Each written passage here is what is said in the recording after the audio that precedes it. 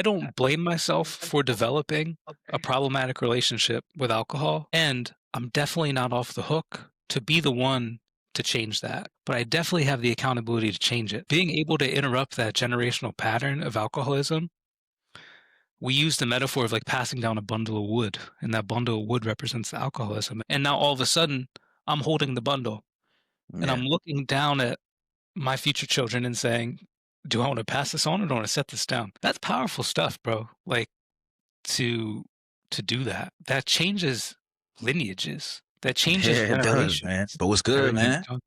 Let me take a sip of water real quick, quench my thirst, get my Hey, do your thoughts thing. together.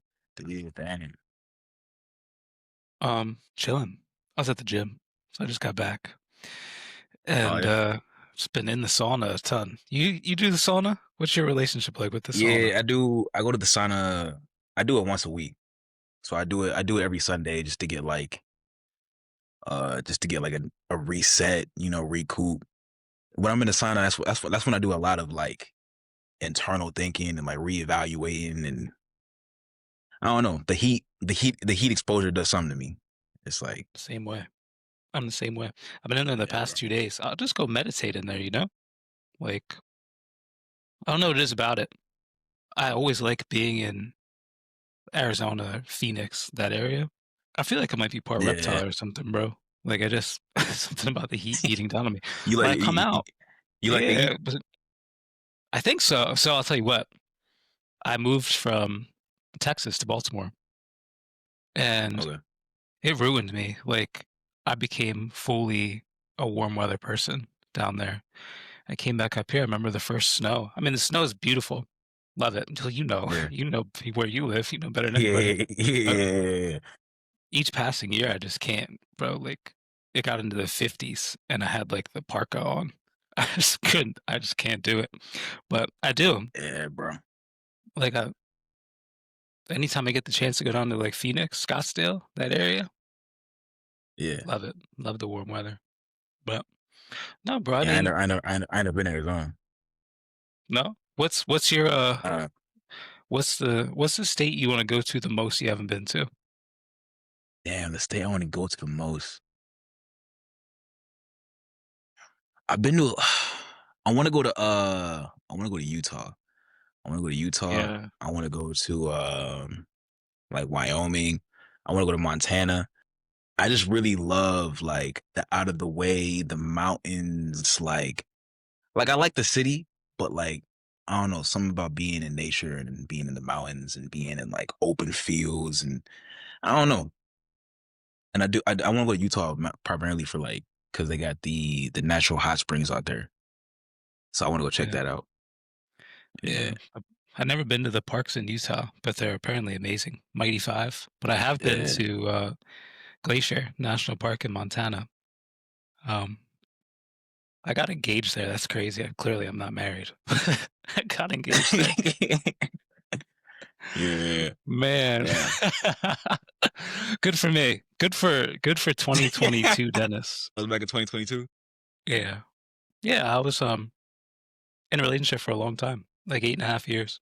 Yeah, bro. It didn't work out, you know? My partner, you know, and me at the time, just you meet somebody when you're 22, and then Yeah, especially, my experiences and my story, I take full accountability for the things that I was going through, you know? Alcohol challenges with alcohol, challenges with my mental health. And that's a lot to like put on a relationship, you know? But when that relationship ended, I really do feel like I started taking a different level of like personal accountability.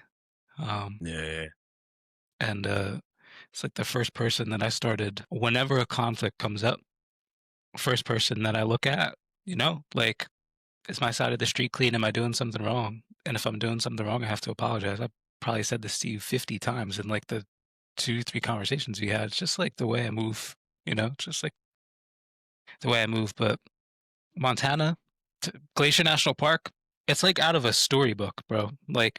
sorry. Like I've never felt such breathtaking beauty than at Glacier National Park. Like you walk out 7 a.m. I know you're an early bird. You be out there 5:30, 6, like the sun's coming up on the trail. Truly, like you can see for miles on a clear day. Damn. You got um, I ran into a grizzly bear when I was there. That was not cool. For real? Yeah. Yeah, it's like just walking like around the lake by the Yeah. main lodge. It's like 6:30 in the morning. There's just like it's just a grizzly bear, mountain, like mountain goats and all that. So it's, I love that. But I don't know. I haven't really been in my travel bag right now. Like I've been much more in my stay home community, build that, and it's funny, sometimes I can get so insecure about that. Like I should be traveling. I should be. It's like, no, bro, you know what you want to do. Yeah. You just Yeah. gotta do it, you know? The whole life is short mentality, man. I was having a conversation with someone the other day, like, of just like them telling me like, oh, like life is short, like, cause I'm going to Chicago for the holiday, Yeah. and like I didn't know if I wanted to be out there for like a day or like for the whole weekend, and like they were like, oh, life is short, you should know stay out there for the whole weekend, and I was like, I was like, yeah, you kind of right, you kind of right, like, so I mean, I don't know, traveling is a big thing I like to do too, though, especially like out of the country. Yeah. Yeah, I get that. Is Chicago for family for you? Yeah, I got family out there in the suburbs. I got a few family in the city, but yeah, Chicago for me is like only like an hour from here. So I mean, Yeah. It's funny. I'm kind of in a proud spot. It's on that list for me of like favorite cities that I've been to. I love Chicago. Not Yeah, not this time of year. Like Chicago. yeah. I was in Chicago in May. The weather in Chicago in May is beautiful. And it's Oh, dude, Chicago in the summer though is pretty fire. I will say, yeah, Chicago in the summer. Yeah, it's a good time. It's a good time. yeah, I think so too. I'm trying to think like top five favorite cities.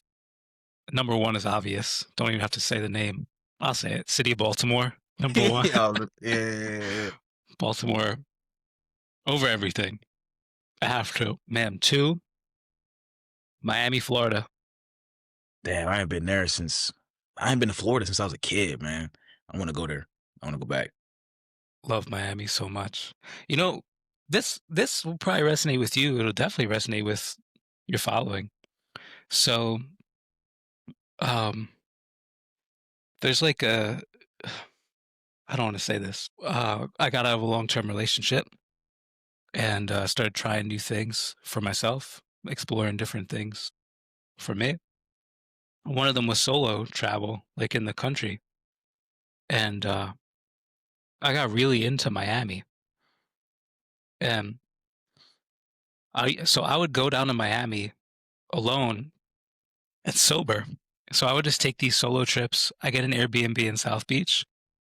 I would go to the beach during the day, go to coffee shops, journal, whatever, do my recovery work, hang on the beach in the afternoon, go to Muscle Beach, work out, and then go for a run, take a nap, wake up like 10:30, 11 o'clock, and then go to clubs from like midnight to like 3, 4 a.m.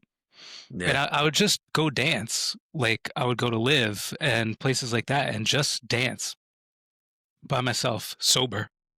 And I remember coming home and telling my friends about it, and they're like, "You did what? Like you just going down there not only by yourself, but you're able to do that without drinking?"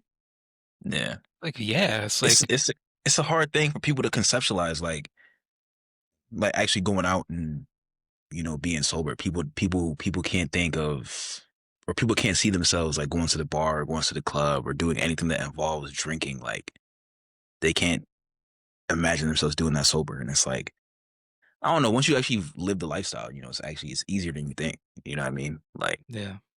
I know for me, I don't know I'd be curious to hear your experience with this, but my experience was just getting comfortable with myself.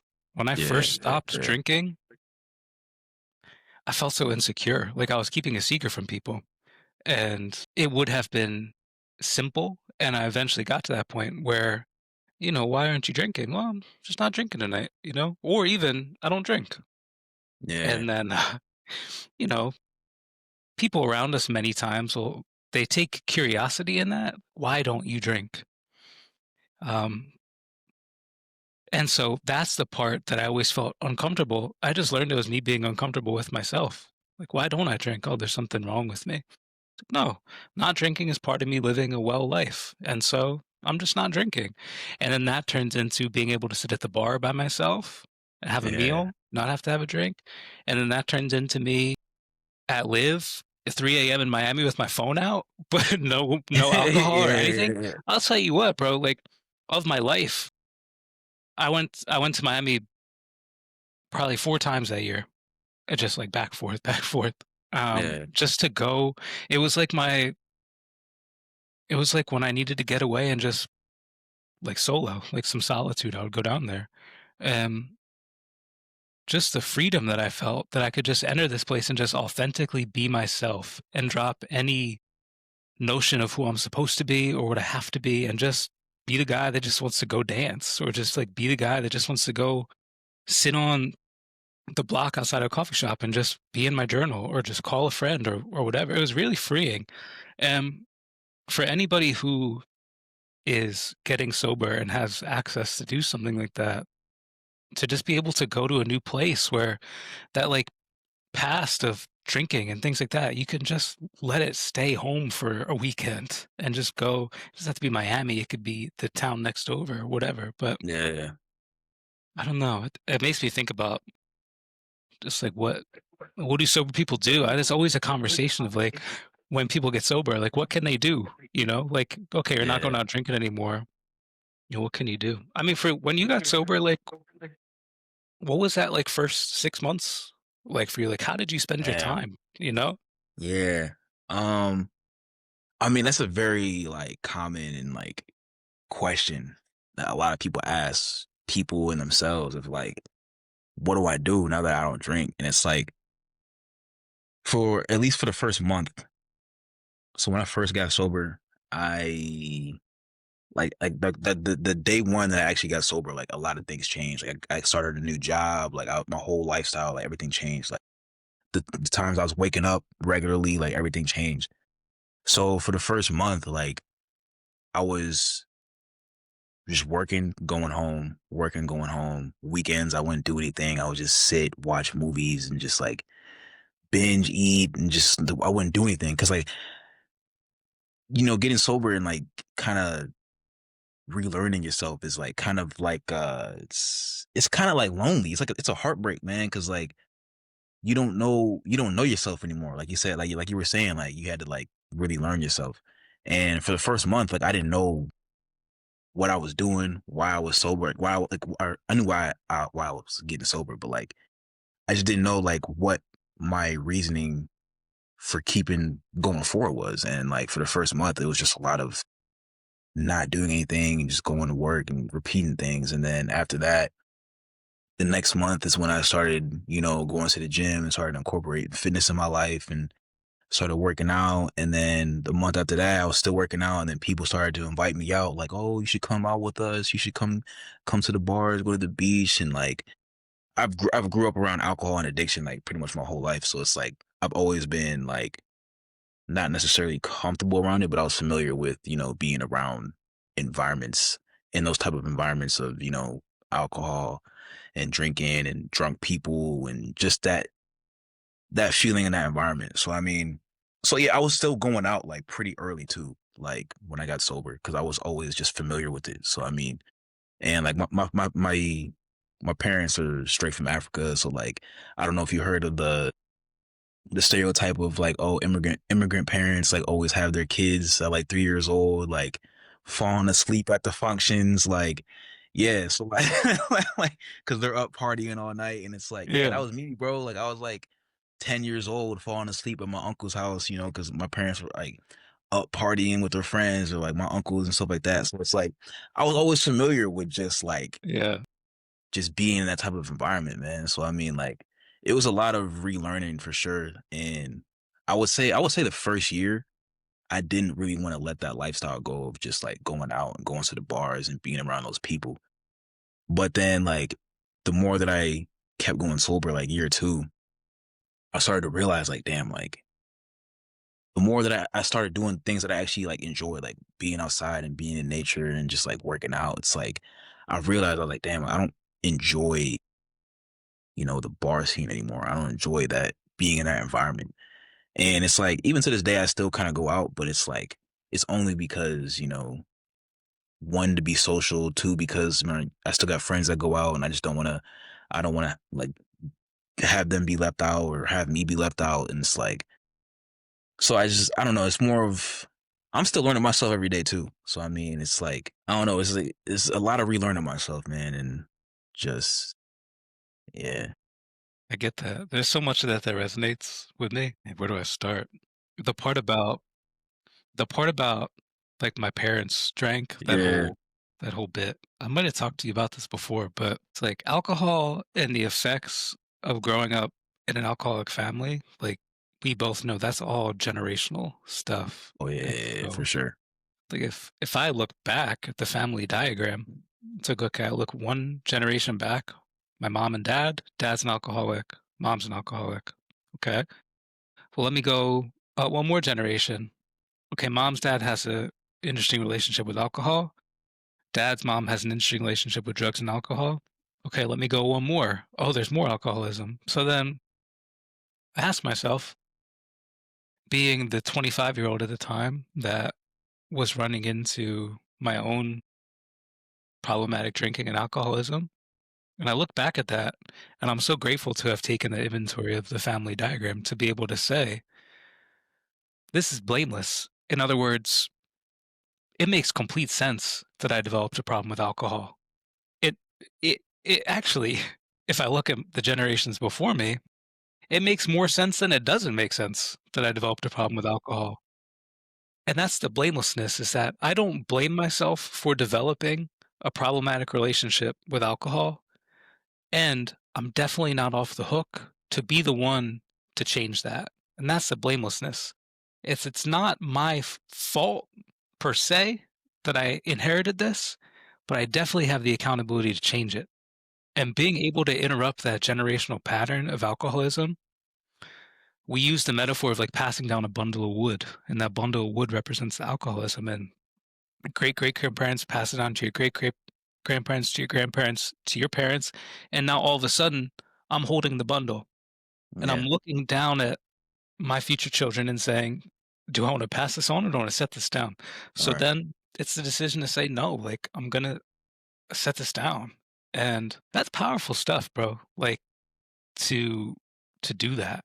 That changes lineages. That changes Yeah, it does, man. generations. Yeah, it You know, does. like that.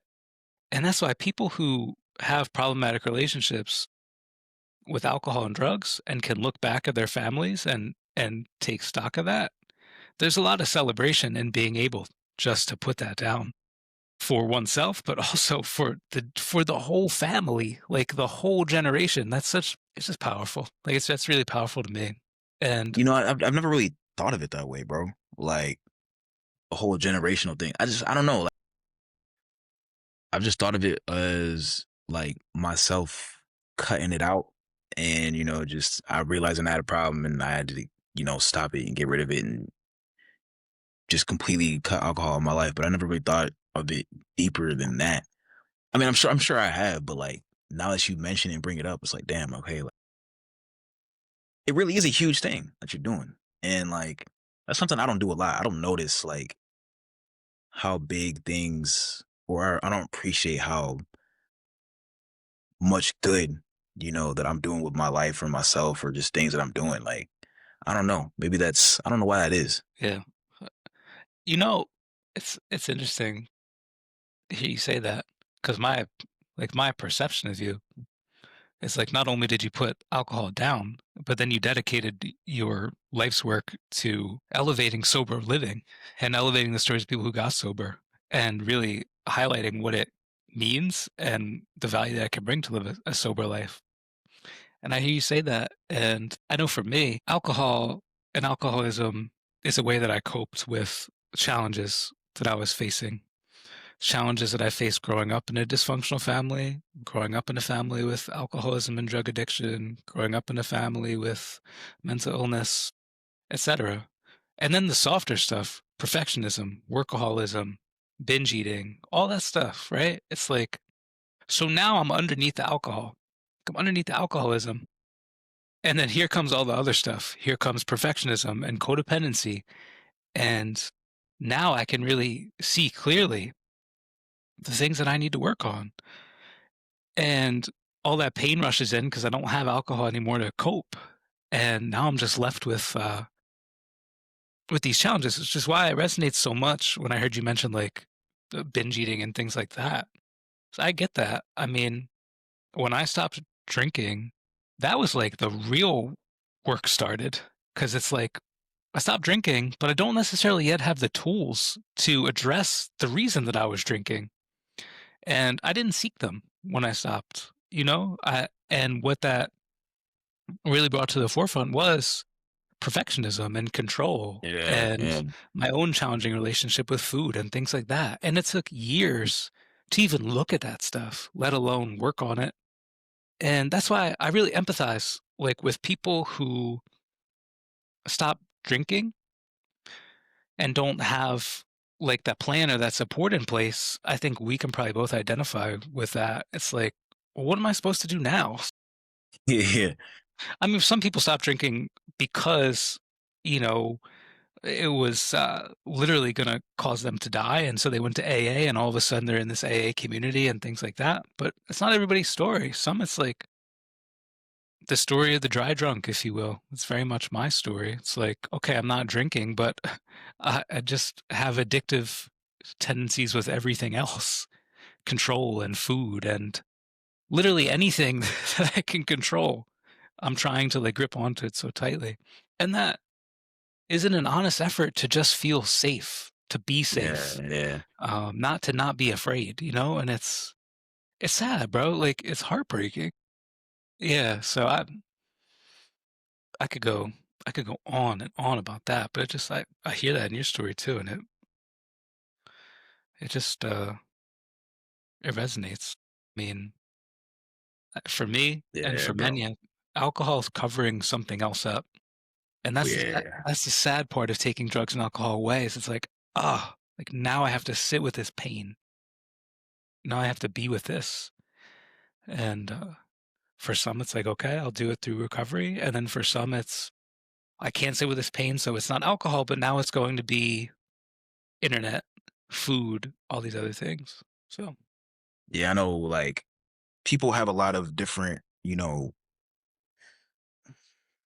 what's the word? They have different, like ways of getting sober. Like people think some people think AA is, the top tier, you know, tool to get sober. People think that rehab is the top tool. They think, doing it themselves. They think, and it's just figuring out what works for you. And it's like, yeah, I've been to AA before, and it's like, yeah, it's a pretty good community, and it's like it's a good place to start if you want to find like people that truly understand you and see what you're going through and can really hear you out.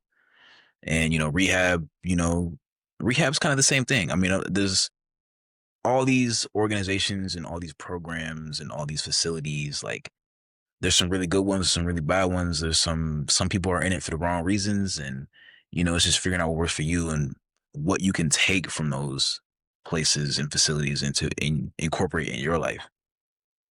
yeah, And it's like just figuring out what really works for you. I know a lot of me getting sober was a lot of myself because I've developed a very strong discipline, like with my mindset and just like the way I live life, the way I think.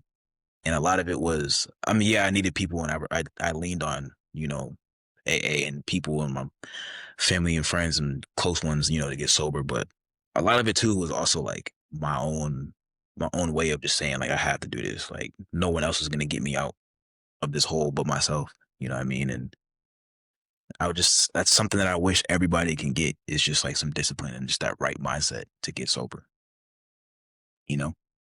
yeah, yeah, I do. S- in in my other life, we work on making medications, and there's this like phrase that always gets thrown around, like the best medication for your illness is the one that you're going to take, and it's like reminds me of that. It's like Yeah. AA is only going to work if you're going to take it. And you said it perfectly. It's like you, the individual still has to show up and do the work. Like the program, let's take 12 step, for example. 12-step program's not just going to work on you. It might a little bit, but there's a reason they say it works if you work it. You gotta work it, you know? I also reflect on the journey of it all. And that's very much my experience too, is that growing up when I was 11 and 12. So my parents separated when I was 10. Okay. And my parents separated largely because of this like catalyst event where my dad relapsed on alcohol. So my dad relapses on alcohol. He like goes out, he like rolls our family car in the woods. Oh, damn. And yeah, and then it's this whole thing. And they get divorced after that, right? So my dad clearly DUI, loses his license, that whole thing. And he's going heavy to AA. So I'm 10, 11, and 12. And I'm seeing my dad on weekends, sometimes longer, but on the weekends, I'm going to my dad was with my grandparents. I go see my dad. And he would take me to AA meetings with him, right? So I'm 10, 11, 12, going to AA. For sure. And Yeah. the challenge was that even though my dad was not drinking, he was using other drugs. So I was a kid, and kids know, man. Like kids, I can tell you from my own lived experience and my siblings and stories of others. Like kids understand parents when they're sober and when they're not sober. They pick Yeah. up on it Oh, for yeah. sure. Yeah, yeah, yeah, yeah, yeah. And so I knew that my dad was not sober at AA meetings. And so I resented AA fully. I was like, if my dad yeah, like if my dad is coming to 12-step meetings not sober, then this doesn't work. And of course, as I'm a Yeah. kid, I don't really have Right. the knowledge put all together. Fast forward to me being in my early 20s, realizing that I have a problematic relationship with alcohol. There's no shot I'm going to 12 steps for Right. all the Yeah, yeah. reasons. So I tried to go at it alone. I go at it alone for many years. I'm not drinking, but there's other problematic behaviors. And then at 31, I enter 12-step communities and it really started working for me. But I don't think it would have started working for me unless I had the other 6 years of therapy and meditation and mindful self compassion. And the reason I bring this up is it's all about the journey, bro. Like, you might not Yeah. be ready for 12 step at 19, and then it might serve you at 30, or you might really rely on 12 step heavy 19 to 25, and then 26 there's something else. And it's like being open to letting that journey develop in its own way, so long as someone's committed to their own recovery. I think that's important. And surrounding yourself with OGs and mentors and like people who are in recovery and can give that advice. Like I feel like that's so important. I myself have what I consider to be a spiritual mentor. It's a 12-step guy, and I go to him for everything, everything. And Yeah. he helps me move through life. And I don't look to him to answer my problems of the world, but he gets it. Like he people in recovery from alcoholism or problematic drinking, there's some insight in being among other people who've had that shared experience. And like you get it. You get me. Mhm. Especially if you grew up with alcoholic parents too. It's like you get the environment I grew up in and you get the way I think. We share some patterns of thinking. Like you get it. And that's why Mhm. finding mentors that come from a same background and also have a strong recovery program, they don't even got it, like doesn't have to be in 12 steps, just in life. Like somebody who understands, has insight into my experiences, and then now is living a different way. It's the last thing I'll say on my monologue. You know how I can get. You The good, thing, bro. the thing I wanted to say is I get really inspired by who I want to surround myself with in Yeah. 2025. And so I look around and I'm like, I try to surround myself with people that they have something that I want, and not in a possessive way, in a genuine I want to be more like you way.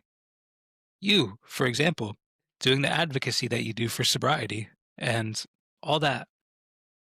Like, I respect you and gravitate towards you and want to be friends with you and build fellowship with you because I respect you and you have something that I want, you know? And I try to surround myself with people today that they have something that I want. Now, it's not transactional and it's definitely reciprocal because I can offer something too. Right. But Yeah. generally, like, it's really important to me these days to surround myself with people that I really want to be like, that inspire me, that move me. And it doesn't have to be huge. One of my best friends from high school, he's got a kid and a kid on the way, and he, is a track and cross country coach at the high school he went to. That inspires me. That he's a father, like that he's moving Yeah. to fatherhood. That inspires me. You don't have to Right. be running for office. Like that inspires me. So it's like surrounding myself with the right people has been a big focus for me lately. I mean, it's a huge thing, man.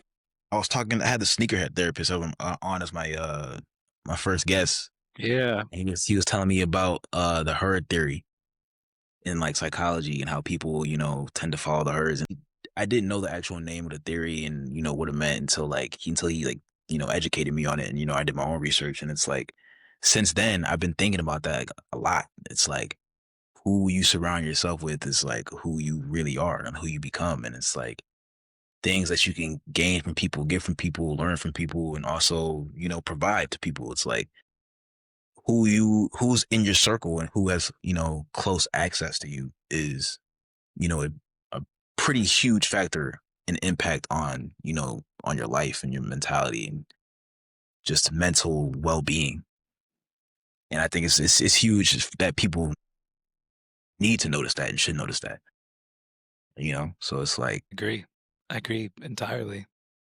And at the same, like taking inventory of yeah, people I surround myself with and saying like in the most loving but honest way, like, what is this relationship doing for me?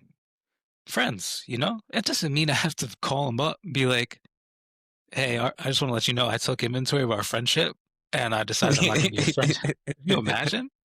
right, It's just yeah. like, it's like how much do I want to put into this relationship? Maybe this was somebody in high school we used to talk to, several times a week. And maybe I say, you know what? I think it makes more sense when I go home for Thanksgiving, I'll see them. But in the meantime, if they reach out, I'll definitely talk. But in the meantime, I'm going to focus my energy elsewhere.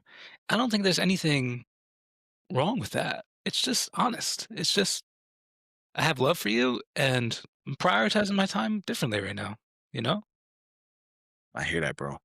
Yes. And I think the stopping drinking, entirely relevant. My friend groups changed dramatically when I stopped drinking, and then the years afterwards. It's like that's what I shared with a lot of guys. I was in college too. Like we shared that we drank together. That's just what it was, And I promise, if any of those guys from that time hit me right now, I would text. I'd be elated. I'd be excited to talk to them. But Yeah, it's just like yeah, people drift, and yeah, yeah. like You ever that's seen that? fine. You ever seen those TikToks where it's like the man and the woman go to a function or whatever, and it's like, women have their. It shows like women have their own ways of like bonding and like getting close, and then it shows that the side that men have their way of bonding and coping, and it's like they just look at each other and like look at some beer, and they're like, all right, yeah, like, and it's like it's like with men, it's like with a lot of men, man, that's how it is. It's like that's just a way of just like it's like the an icebreaker for a lot of people, for a lot of men. It's like, oh, okay, like we'll just get a beer and talk about it. We'll drink and we'll talk about it. You know what I mean? And it's like what what's a way that like it makes you think like what's a way that like can replace that barrier or replace that icebreaker of like two men just like can get to know each other without having to poison themselves with drinking. It's like what is it? It's like Yeah, I got a good one for you because it just happened yesterday. I met up with a new friend, seeing who we're doing When Men Are Silent. One of our guys comes out to the events, got to know each other. So like, let's get together outside. Like we'll get coffee, right? We'll go to a coffee shop. We bounce around different coffee shops. Like, oh, we'll get together at 9 a.m., 9:30, something like that. So we meet up for coffee, and we're just talking, like talk about everything. When Men Are Silent project, everything. I noticed I started to get like hungry, and I was like, "It's weird. I just ate breakfast." I look at my clock and it's 1. We had been talking for Damn. like 4 Yeah. hours, and I'm like, we truly just sat with coffee and just talked. And the thing that we really both appreciate about it, and we kind of I agreed we're looking for in relationships in 2025 is it can be superficial. We can talk about sports, we could talk about whatever, or it can be deep. If we want to talk about, emotions, spirituality, things like that, it can be deep. And just the way that conversation moved so organically, there was like no beat at all. Like it was just straight 4 hours of good conversation. That lights me up in 2025. Like that's the type of relationships that I want to have. And we just did it as a coffee shop I walked to, like it just was so easy. And I had this thought as we were doing it. It's like drinkers own the night and sober people own the morning. It's like if they're going out is from the hours of 10 p.m. on, then we own 6 a.m. on. We own the coffee shops, we own the bakery, we own, Yeah. and then they own the bars, but we own the coffee shops before 10. Yeah. Like that's just, I mean, I love that. Coffee has just as much of a culture as drinking does. I think about, you know, um, the barista and different types of drinks and different types of vibes and coffee shops, and I go to a different one all the time just to see different people, to be in a different neighborhood, to all that, and that's a big one for me when I really leaned into it was, well, instead of meeting guys for a beer, I could just meet them for coffee, Right. and Yeah. it's a similar vibe. Like tea is stimulating, coffee stimulating. You get a little bit of your head buzz. I know you enjoy a iced coffee. So it's like you just get together with somebody at iced coffee or bro, this is it. You take the Unhinged Sanity Run Club, a few miles, and then you get together at a coffee shop. Yeah, You dude. just- That's what I I want mean, to do, bro. I want to get the run club like bigger, man. That's why I feel like I have to, like, I not necessarily have to, but I feel like I should be in a city. Like, so it's easy to just like to have people just to gravitate towards you. Cause I'm in a small town. So it's like, a lot of people have a different version of me and don't really want to support that. So it's like, I want to be able to be somewhere else to have people, appreciate it more, and look at it different. And it's like, but I don't know. So it's a good thing what like you and I got going on with what you with them when men are silent and me with the unhinged sanity. It's like I like being able to create a space where people can meet other people and kind of get to know like and kind of learn themselves a little bit more too. And it's like because people don't have those spaces and people don't or there's spaces out there but people are afraid to go in them because of like the I don't know what's the perspective it has or like the image it has, and yeah. yeah, I get that. Remind me, what's the closest major city to you?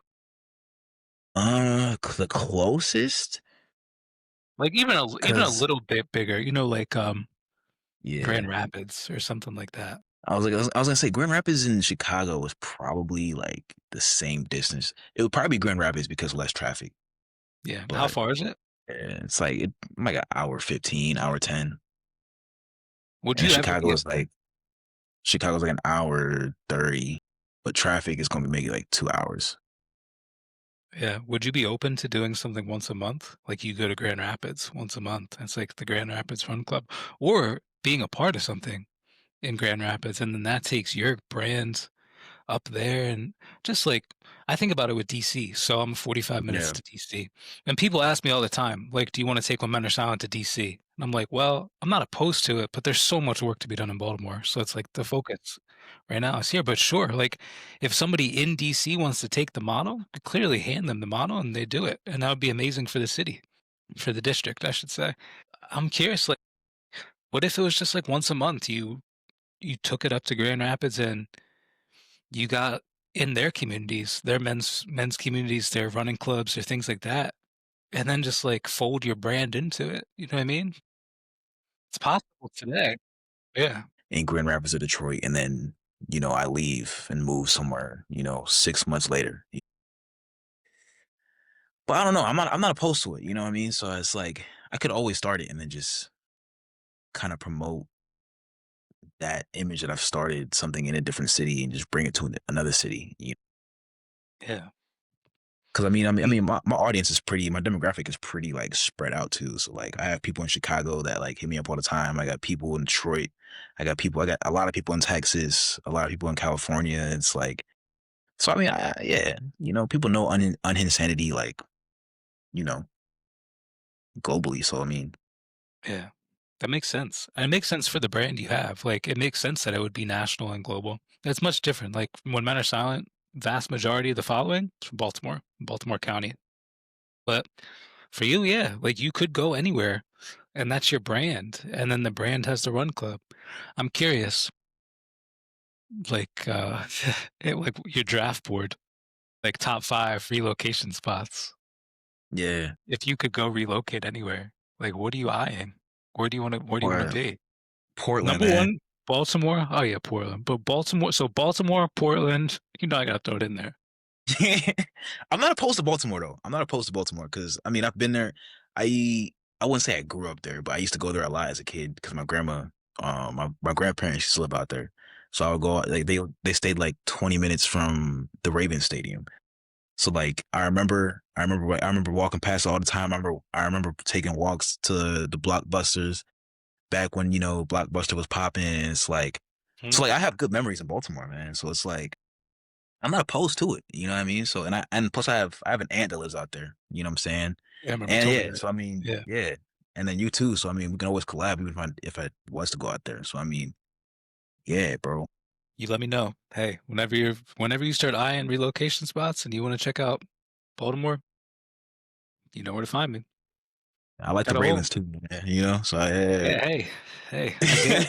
Hey, it's small to more, like it's the type of place where you go out and you just run into people that you know. Portland, yeah, I get it. For the weather, Portland's the yeah. vibe, yeah, Yeah. that makes sense to me. The Yeah, nature, man, the mountains out there. I love it. I love yeah, it. yeah. I get that. I get that. What else you been working on lately? What's new with the project? Right now, one of the things that I'm working on, I'm trying to work on like virtual like kind of group sessions just for because a lot of people reach out to me and just looking for someone to talk to. And it's like I want to be able to open that up and bring people together. I want people to meet other people and to, learn from each other and just I don't know, just connect. And so I'm working on trying to get a Discord together and start doing I want to start calling them like therapy sessions and just do one like once a month or maybe twice a month where I hop on and whoever wants to come can come. Whoever doesn't. But even if it's just me and one other person, I just want to hop on there. I just want it to be open and available to anyone that follows the page or that knows about it. So that's one thing. And then the podcast, of course, is that's one of the other things I'm trying to focus on growing. I want to be able to establish this more. But yeah, man, that's really it, bro. Like I just want to get more community. Yeah, I think the groups are a great idea. It reminds me of peer support. Like peer support's huge in recovery communities for alcohol and addiction and mental illness. It's just peer led. Basically, like I'm in recovery. I have a recovery story. I have recovery tools, and I'm working with other people that want those tools. And it's just organic. And you hop on groups, and yeah, it's like it supports a lot of people's recovery. So I'm big on that, and they're easy. Like there's so many Yeah. people in recovery with experiences. You could just get on and do that. Um, 'Cause a lot of yeah, times, man, people are just looking for someone to talk to. You know what I mean? Like looking for yeah, someone to just understand and get it.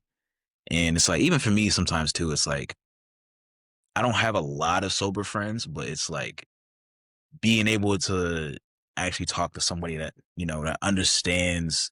not necessarily sobriety, but just like the lifestyle, not wanting to drink all the time, not wanting to party all the time.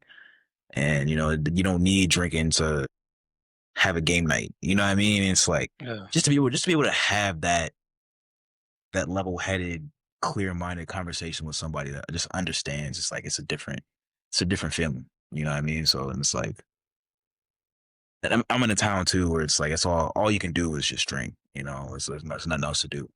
So Yeah. From the outside looking in and like getting to know you, it seems like what the following really resonates with is like the motivation that you yeah, give. yeah, And there's something to that. As at first, I was like, you got to write a book or something. But I think the podcast gets that. Like the pod, yeah, some of the clips off the podcast get me like riled up. Like I'm ready to have a great day when I see this stuff. And like the time it's posted in the morning, start my day with it. It's like the polls I think are great. Like, how are you feeling? XYZ. Like that stuff's all that it all resonates with me at least. Um, but even just like the videos and the pictures are just like the inspiration, like it's that's huge. It helps a lot of people. I can't tell you how many pages I follow of just like inspirational like pictures with quotes and music in the back. I'll go yeah, to my yeah, I'll go to my yeah, whole yeah. my whole feed and it'll just be like boom, boom, just like one of my guilty pleasures is like it's like a Pokemon picture with the music in the background and an inspirational quote. I'm like, it hits on like my inner child with the Pokemon thing. It hits on the inspiration. I, Yeah. I'll tell you what. There's the one. Let me think. Let me grab it real quick. I don't want to misspeak on it, but it's really like my favorite one. It's that one. I'll tell you what. So I travel for work, and sometimes at the end of the day, 4.7 million followers. I'll travel at the end of the day, and I'll just like scroll through some of the slides on some of the posts. I'll just weep, bro. Like, it's just it'll say something like how blessed am I to have learned a strength that only pain can teach, and I'll just start bawling. I'll be like, so Mm. true, bro. 11 p.m. I need to hear that. I was Mm. just like, That's a uh, bar. yeah, bro. I wish I could find one real quick. Let me see. Damn. I just gotta read. Some of them are just like I'll scroll through them and I'll What was it? just. Say that again. What was it? It's how grateful am I to learn a strength that only pain could teach. Damn. I'm gonna steal that. Right? Man, bro. Like it's. Damn. That's I know. fire. I'm trying to find that one post with just it was just heater after heater of like. Here we go. This is a video version. I'm gonna try to find the slides, but oh, here we go. How blessed am I that things didn't work out? How blessed am I that I was broken so the light could come in? How blessed am I to have lost what I wanted and to find what I deserved? How blessed am I that they wanted, I'm sorry. How blessed am I that they walked away? It made space for those who stayed. Mm, see. How blessed am I that it hurts so much because I can feel? That one gets me. Yeah. That one gets all right. Two. Damn. Yeah. Let me get two more. Let's see. Um, How blessed am I to have lost the way and found what I'm worth? And how blessed am I to learn a strength that only pain can teach? That one's just a bar. Yeah. That's a bar. Cause I I've know, I know, yeah, dude. bro. It was my phone background for a little bit. Like, that's how much it got me. But I Yeah. was Cause like, I ain't gonna lie, man. Pain, like people always ask like, what's my biggest motivator? And it's like I don't know, like I don't know what to think. I don't know what to think of this, man. But heartbreak for me, like heartbreak and just pain in general, like kind of fuels me. I don't know why. I don't know if it's toxic. I don't know why, man, but I just dealt with a lot of pain and heartbreak to a point where I just kind of like I don't necessarily need it, but I like whenever I feel it, I'm like, "Oh, okay, yeah." Like I feel fuel from it. Like it still hurts, you know what I mean? And I don't feel good, when I'm going through it, but it's like at the same time, like it's like I put the hurt and I put like the feeling of how I'm feeling together, and I just like I feel like fuel from it. If I'm making sense, you know? no, I get it. I get it. It sounds like that heartbreak. I know for me, like, it's like when grief comes up, like, grief puts me right in front of the way, like, exactly the way things are, and a lot of the times it's like, I gotta do something about this, like, I deserve to do this, this, and this, and it just, like, grief just I got this quote on my desk, it's funny. Um, this is another bar, god, I got this on a meditation retreat. Oh, okay. "There is no pain so great as the memory of joy in present grief." In other words, when we're grieving a heartbreak and we remember the beautiful times that we had with the people that we loved, it's never gonna hurt more than that moment. That grief's alive, that joy's alive, it's Yeah. painful, and I think Yeah. that's Yeah. that's what makes me feel alive in those moments, is, like, the volume of those emotions are just, like, 10 out of 10, Yeah. you know? And it's like Yeah. I'm trying to think about that because it's like, that's so true, man. Is it like, is it saying that, in that moment, yeah, it's painful, but to know that there's that joy out there that you can get it again, it's like it's out there. So like it's like it's saying like, are you thinking that, oh, I'm ever gonna see that again or feel that again? And it's like, because that's what I think sometimes too. Like, especially when I'm dealing with like a heartbreak, I'm just like, damn, am I ever gonna find that type of connection again? And it's like, am I ever gonna feel that touch again from somebody? And it's like, I don't know, man. Heartbreak yeah, is a yeah, I get it. One of the things that has been really important to me in relationships recently is to not take anything for granted, to show up with an yeah, yeah, attitude of appreciation in all times, even when I'm in conflict with somebody, to not lose sight of why I care about this person so much.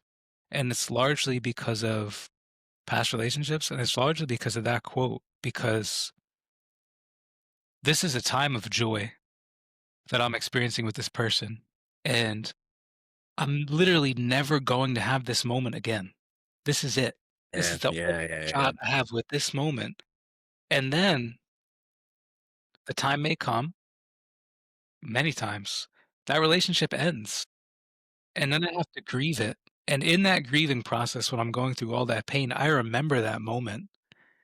And the reason that moment is so acute and painful is because I'm confronted with the reality that it's over, bro. It's over. It's never going to happen again.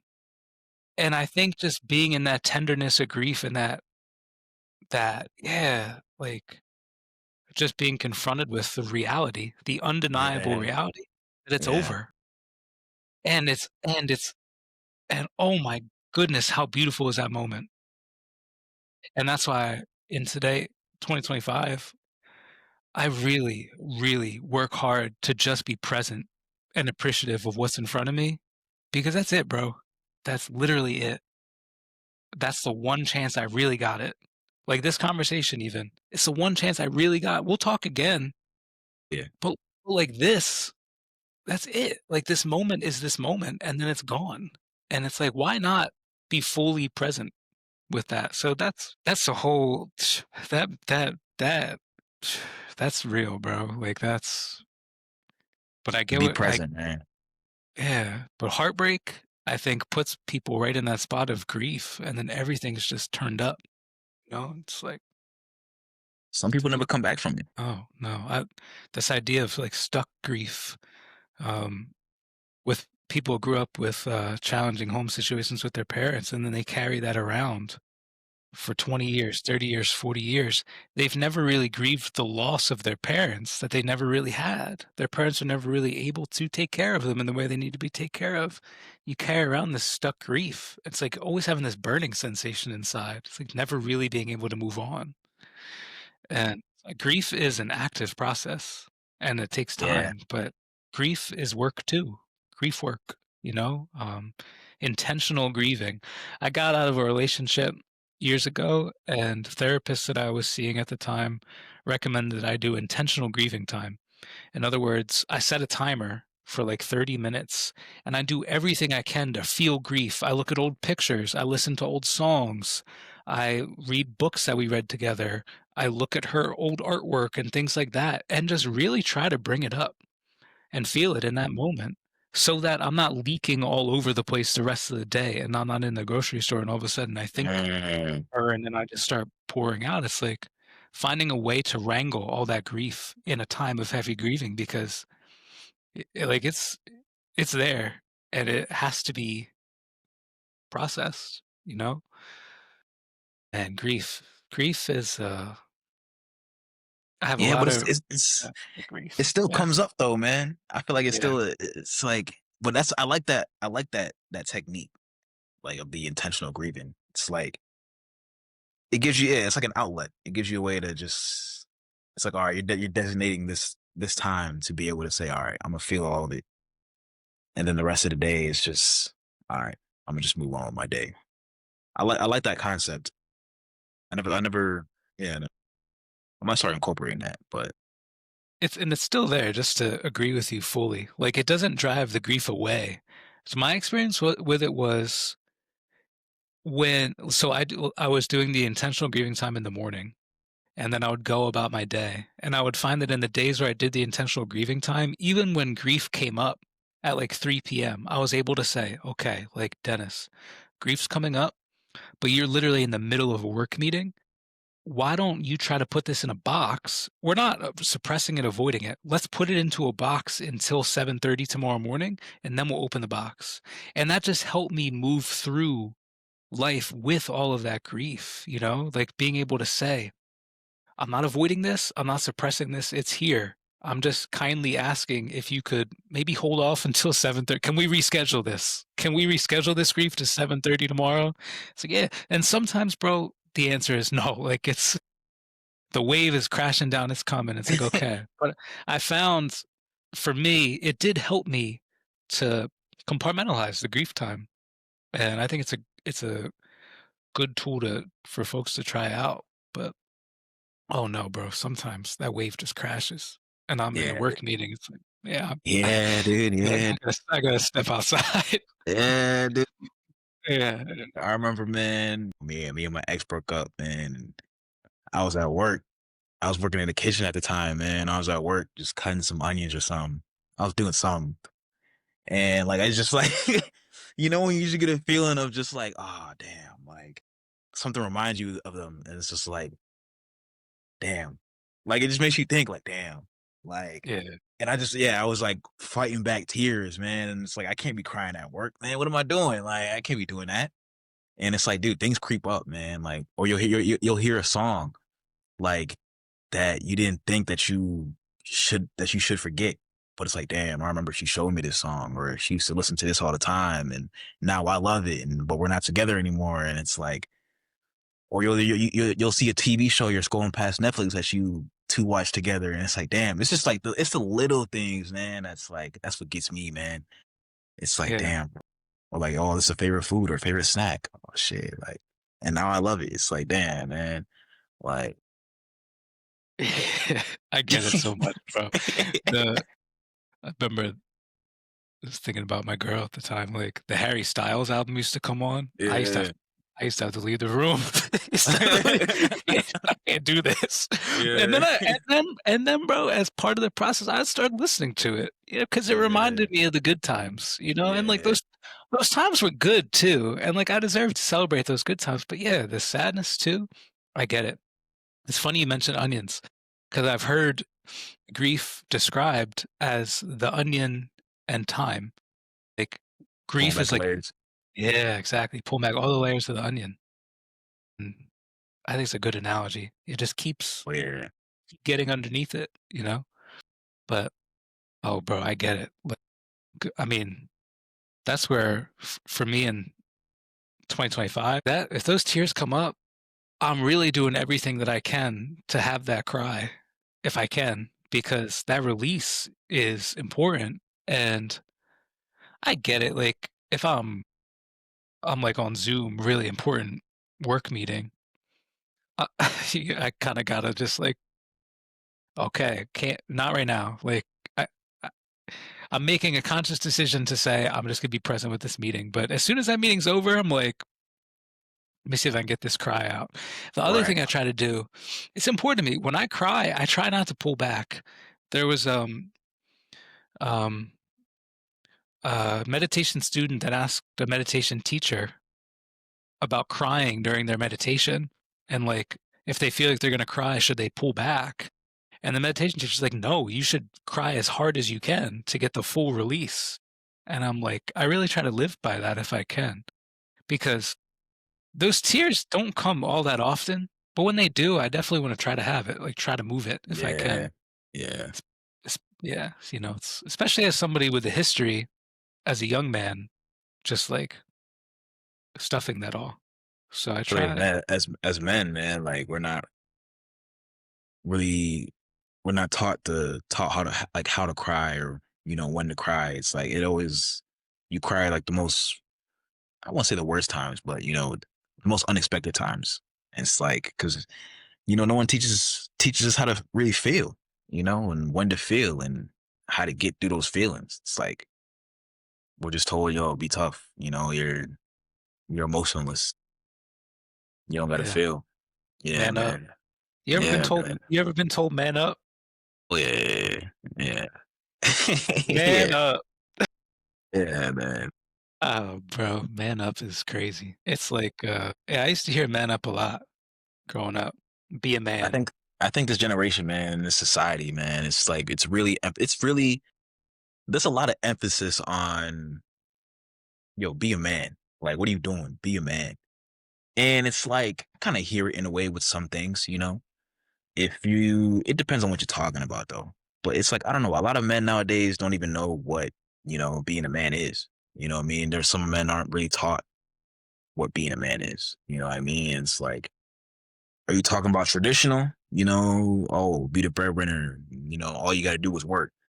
All you got to do is, provide, you know, or is being a man like, showing up and showing all your emotions. And, what is it? You know what I mean?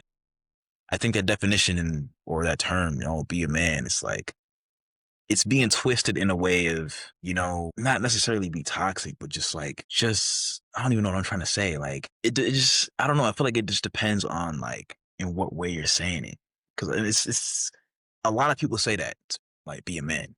And it's just like, I don't know. One of the ways that I've been thinking about manhood and I've been thinking about fatherhood is what it means to be a provider and redefining what it means to be a provider. And when I look at the generations behind me, what it means to be a provider is you punch the clock 9 to 5, you are the breadwinner, you make the money, you pay the bills, you do the yard work and the physical labor and things like that. But mostly, I want to zero in on like the provider type is the one that goes to work. And you don't really think about the provider type man as the one that nurtures. You think of that as being more of the maternal role of the nurturing and the caretaking. And so then you encounter men that have emotional expression, and that's sometimes met with be a man or man up or worse, bro. We know them, like, or worse. Stop being a blank, you know? Yeah. And it's like, okay, I hear that. What if we redefine what it means to be a provider? In other words, my nephew, for example, if my nephew is 4 years old and he's roughhousing with his sisters and he falls down and he thought that he and his sisters were playing and all of a sudden he got pushed and he's confused. That's the first time in that kid's life he's ever had that emotion. I say, imagine remembering the first time you felt angry, the first time you felt sad. Kids don't Yeah. know. They need someone to provide that vocabulary for them. And so being able to be a present father with an articulate emotional expression and to say, hey, I saw that situation where you were playing with your sisters and it turned into getting pushed. And I imagine you might feel scared, and fear feels like this in your body. How is that not a provider, bro? How is that not a provider? being able to provide a child with their vocabulary to express their emotions is just as much providing as punching the clock. And I feel really passionately about that. Like, that's how we redefine what it means to be a providing man, is to provide for kids emotionally and not just provide for them by cashing a check. And so, you know me, bro. Don't get me started on these topics. It plays a big role though, Yeah, providing emotion because growing up with emotionally unavailable parents, you know, is a huge thing in a lot of people. People don't get that, you know what I'm saying? It's like it affects a lot of people a lot in a lot of ways. And it's like you'll grow up and it'll bleed into how face and go towards relationships with, romantically or platonically. Like it's just it you and you don't even know that that's how it's affecting you. And it's like you do the work and you look at yourself and you look at your past and you think it's because I wasn't being provided these emotions when I needed them. It wasn't because I wasn't being told that it's okay to feel this when I was feeling this. I wasn't really, it's told it's okay to cry. I wasn't told, oh damn, like I love you and it's okay. It's a thing, bro, and it affects a lot of people, a lot of men, bro. Like people don't.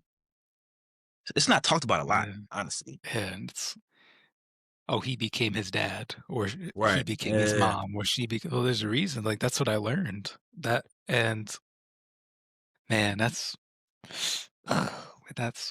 what, bro. When I realize the ways that I became my mom and my dad, oh God, bro, it gets me.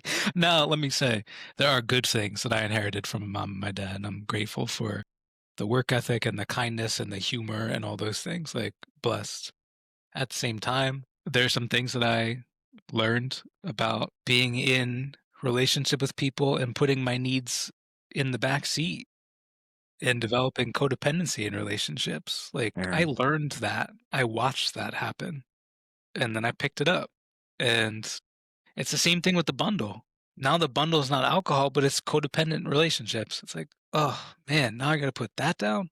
Like, yeah, you do. Like, you really do. Well, you don't have to, but good luck, But, um, yeah, we really do learn that stuff. But this idea of like a father as a provider and a man as a provider, it does not just have to be like, all right, you get a Civic for your 17th birthday. I provided for you. It's like, no, Yeah.